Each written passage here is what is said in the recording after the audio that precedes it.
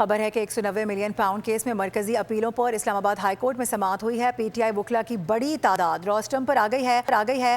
عدالت کی جانب سے شدید برہمی کا اظہار کیا گیا ہے۔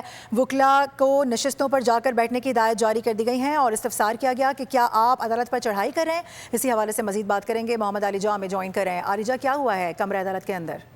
آج 190 ملین پاؤنڈ کیس کی اہم سماعت تھی۔ مرکزی اپیلوں پر دلائل طلب کیے ہوئے تھے عدالت کی جانب سے۔